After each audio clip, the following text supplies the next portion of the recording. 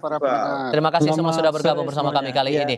Dianggap ini syarat muatan lain selain di luar hukum. Sehingga menurut Anda, Mas Ade, apa yang salah sebetulnya dengan podcastnya Bang Samad ini sehingga harus diperiksa terkait dengan kasus ijazah Jokowi ini?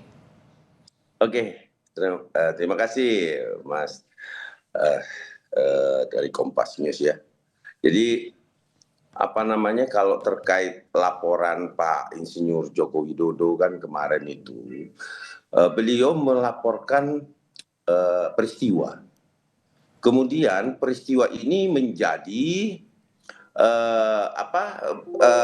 menjadi pemeriksaan terhadap beberapa yang diduga ya ikut dan turut melakukan tindak pidana pencemaran tersebut. Artinya gini Mas Tifan, bahwa kemudian dipanggilnya Bang Abraham, saya rasa itu normatif hukum. Ya, tidak ada diskriminasi di sini. Ini kan polisi memeriksa dengan adanya bukti yang telah dipelajari, kemudian diperiksa bahwa ada dugaan di situ. Ya kita tidak bisa menghindari itu. Apa kata-kata yang salah dari podcast itu sehingga ada muatan potensi bahwa ada pencemaran nama baik di situ menurut Anda Bang Ade?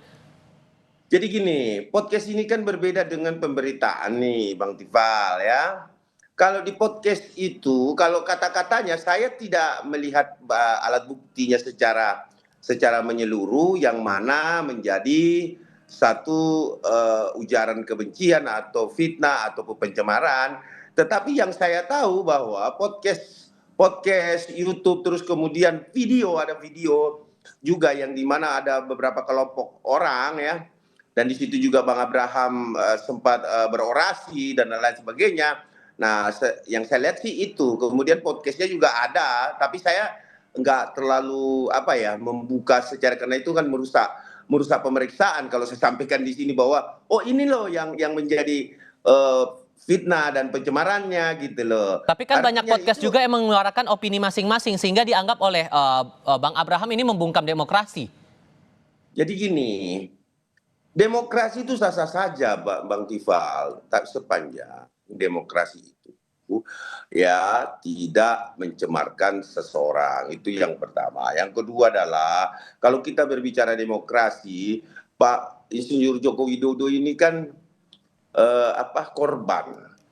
korban dari ujaran kebencian, korban dari fitnah, korban dari tindakan-tindakan di mana beliau dilecehkan betul. Kalau menurut saya beliau dilecehkan betul. Okay. Artinya ya kalau memang mau berdemokrasi tapi jangan juga melakukan yang diduga tindak pidana, yaitu penyampaian pendapat itu tidak tendensius dan menjustifikasi orang. Gitu.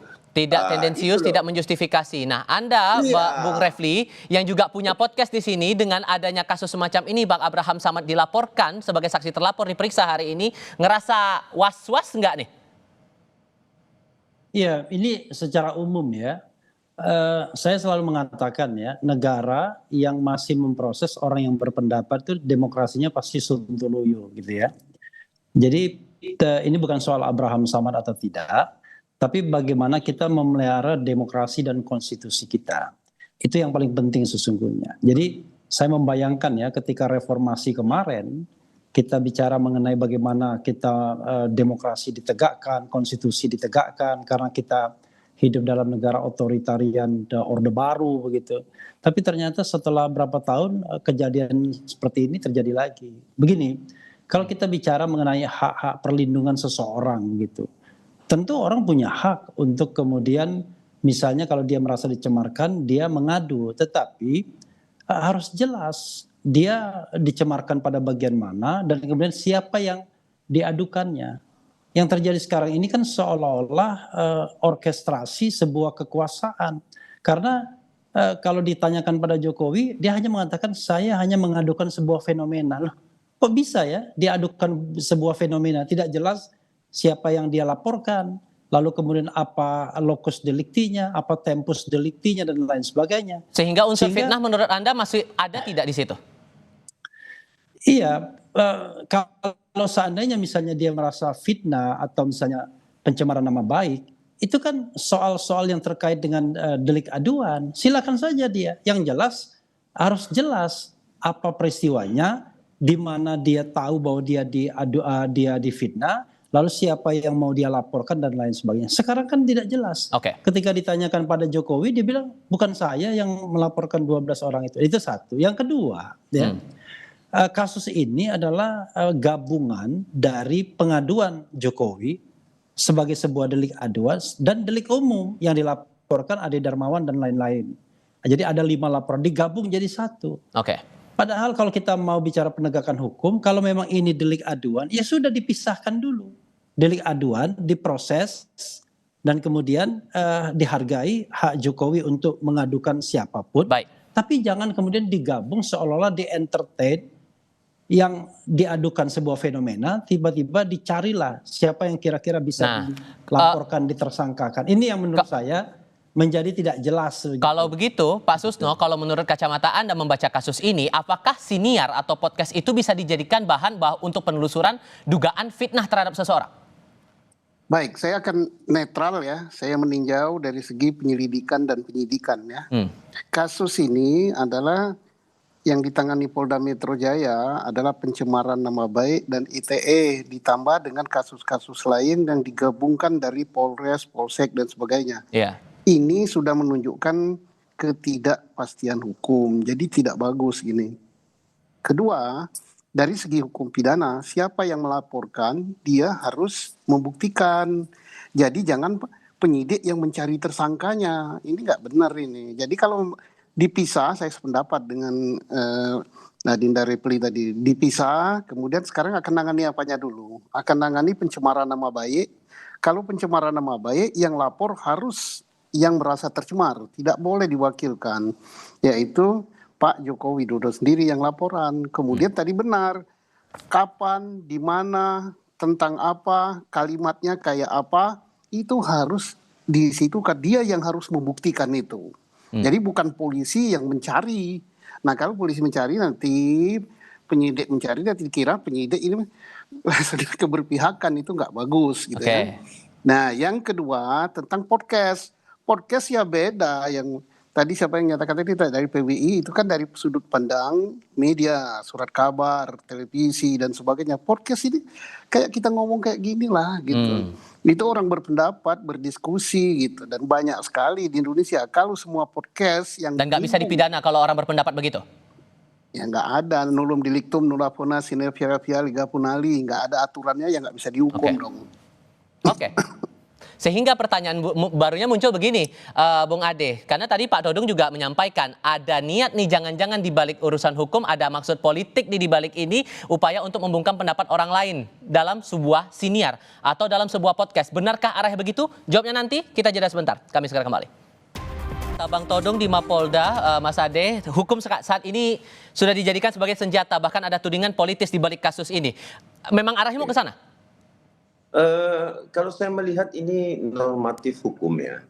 Artinya begini, Bapak Insinyur Joko Widodo itu kan memiliki hak yang sama dengan warga negara lain, warga negara yang ada di Indonesia, masyarakat Indonesia. Intinya apa yang dilaporkan peristiwa tersebut, kemudian ditemukan bukti-bukti pada perjalanannya, dan memanggil beberapa orang terlapor, dianggap terlapor ya, karena gini, saya perlu jelaskan dulu sedikit ya, bahwa ada 2 laporan itu yang saat ini berada di Polda Metro Jaya. Laporan 4 menjadi 1 kemarin ya. 4 menjadi 1, itu 160, 28 ayat 2 ITE ya. Nah, terus kemudian ada laporan pencemaran 310, 311, 32, 45A. Itu dari Bapak Insinyur Joko Widodo sendiri ya yang melaporkan. Jadi kalau terkait pemanggilan dan pelaporan ini normatif hukum kok. Tidak ada sama sekali tendensi politik. Yang mempolitisasi bisa saja orang-orang yang dipanggil dengan mengajak semua unsur beramai-ramai untuk mengatakan bahwa terjadi pembungkaman demokrasi. Siapa tuh yang nuduh kalau gitu menurut Anda? Sah-sah saja. Demokrasi sah-sah saja, Mas Iqbal. Tetapi kita juga tidak bisa menutup mata terhadap demokrasi hukum. Artinya kebebasan-kebebasan udah banyak juga. Jadi gini loh, kalau kita bilang bahwa ada perbedaan, tidak ada equal karena dia adalah, mohon maaf, Bang Abraham Samad adalah mantan ketua KPK nih, ya kan? Wah, nggak bisa dihukum dong, ada privilege atau apa, kan semuanya sama. Tapi yang hari ini yang ditunjukkan Bang Abraham Samad, ya saya sangat luar biasa support. Kenapa? Bahwa beliau datang. Gentleman. Jangan juga belum jatuh tempo, ada yang terlapor juga ya, belum jatuh tempo tapi tidak hadir. Justru menunda karena alasan 17 Agustus. Nah, tetapi apapun itu, saya menganggap Bang Abraham Samad ini memang pendekar hukum dan dia mengerti betul. Dan dia paham betul Bang Abraham ini bahwa Bung Refli, silakan. Kalau dia tidak terlibat. Sudah kami tangkap poin dari situ Bung Ade. Bung Refli, silakan. Iya, sekali lagi ya, saya mendapatkan beberapa kali surat panggilan tersebut. Dan surat panggilan tersebut itu menggabungkan semua tindak pidana. Jadi laporan dari Pak Jokowi, laporan dari Mas Ade dan lain sebagainya itu digabung jadi satu. Dan kemudian dikatakan Anda dipanggil sebagai saksi ya, dalam dugaan tindak pidana bla bla bla bla, yang terlapornya 12 orang tersebut. Karena itu makanya saya katakan kalau kita bicara tentang profesionalisme penegakan hukum, ini sebenarnya yang diproses yang mana begitu. Kalau kita bicara mengenai hak Jokowi gitu ya, maka ya kita hargai haknya. Hak dia adalah mengadukan dan merasa dicemarkan nama baiknya. Lalu dia gunakan pasal 310, 311 KUHP, dan kemudian pasal 27A Undang-Undang ITE yang terkait dengan pencemaran nama baik menggunakan dokumen elektronik. That's all, selesai kan? Harusnya itu kan delik aduan semua. Tapi yang terjadi adalah masuk pasal 160 KUHP, kemudian masuk soal-soal yang terkait dengan penghasutan dan lain sebagainya. Jadi sehingga udah ada maksud lain di luar hukum menurut Anda di sini. Bahkan pasal 32, pasal 35 yang ancaman hukumannya 12 tahun. Jadi dan tidak jelas lokus deliktinya di mana, tempus deliktinya di mana, materi pencemarannya apa, kemudian materi penghasutannya apa, kok gabung jadi satu seolah-olah polisi ini itu supermarket. Dia cari semua bahan, kira-kira setelah bahannya dikumpulkan tinggal dia tetapkan siapa yang mau dijadikannya tersangka. Bahkan Pak Jokowi sendiri ketika melaporkan kasusnya, dia cuma melaporkan peristiwa. Dia bilang dia tidak melaporkan orang. Lah, kok aneh, ada orang yang datang ke polisi, Pak saya dicemarkan, Pak saya difitnah. Siapa yang memfitnah? Saya tidak tahu, Pak. Nah, tapi di sisi lain saya mendengar begini, loh kan aneh. Makanya saya bilang kalau kita mau memproses laporan pencemaran nama baik dari Pak Jokowi dan kemudian fitnah, silahkan diproses sesuai dengan azas profesionalisme, kemudian mendengarkan semua pihak,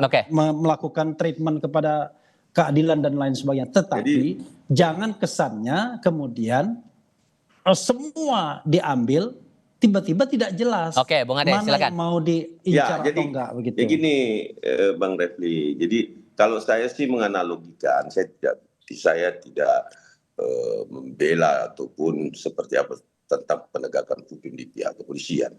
Jadi polisi itu diberikan kewenangan terhadap negara, ya. Kita ambil contoh analogi, Bang Refli, bahwa kemudian ada pencurian yang terjadi, misalkan kendaraan bermotor, Bang Refli, di depan rumah saya tidak tahu siapa yang ambil, tapi nyatanya ya peristiwa itu terjadi, ada kehilangan, ada kerugian dari saya gitu loh, sehingga saya merasa wah ini barang saya hilang nih, tapi saya nggak tahu nih pelakunya. Nah ketika saya melaporkan ke polisi, apakah saya harus menyebutkan namanya, misalkan tetangga gua kali, kan nggak bisa begitu Bang Refli. Jadi gini loh, bro, saya perbaikin sendiri ya. Peristiwa itu berbeda dengan kalau Anda pasti begitu jawabannya. difitnah atau dicemarkan. Nah, Kalau misalnya Anda dicuri, memang kita belum tahu siapa pencurinya. Tapi kalau Anda merasa dicemarkan nama baik dan difitnah, masa Anda nggak ngerti siapa yang mencemarkan dan yang memfitnah Anda? Masa Anda mendengarkan sebuah pencemaran dan fitnah? Lalu saya mendengarkan suara ya. Ada orang yang memfitnah saya, mencemarkan saya. Oke. Nah, jelas itu. Ini kayaknya Pak Susno udah mau ngomong nih, silakan Pak Susno, silakan Pak.